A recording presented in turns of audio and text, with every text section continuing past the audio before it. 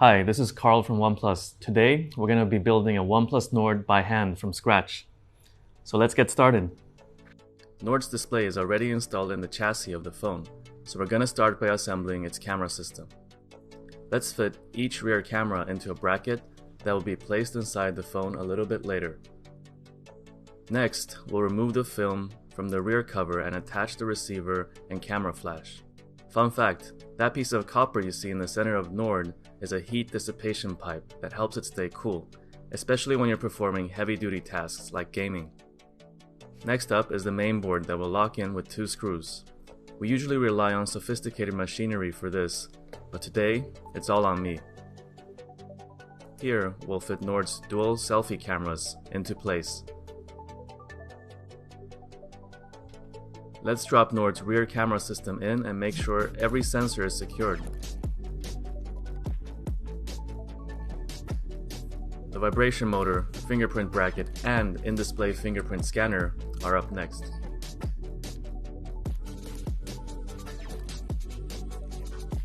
Now I'll connect the USB port to the secondary PCB and insert Nord's SIM tray. Everything will then be locked in with a screw.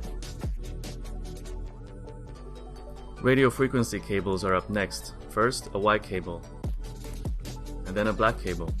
Both of these will be laid across the side of Nord's inner metal chassis before I cover it with a protective sponge.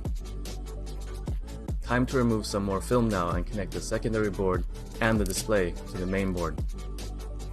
Nord has 3 connective ribbons in total. They're called the U ribbon, L ribbon, and C ribbon. The U ribbon and L ribbon provide signal and power to Nord's USB port and display respectively, while the C ribbon connects to the primary PCB to the secondary PCB.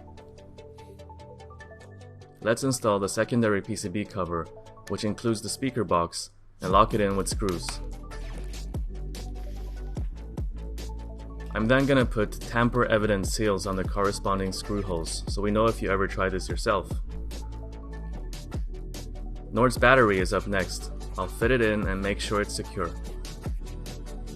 Finally, I'll apply the mainboard cover, lock it in with 11 screws, and then place Nord's glass rear panel on top.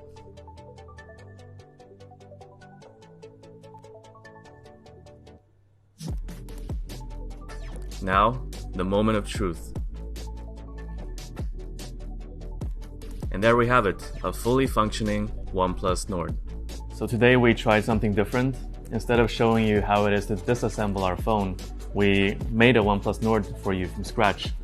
Hope you enjoyed this video. Thank you for watching, and do remember, don't try this at home. Bye bye.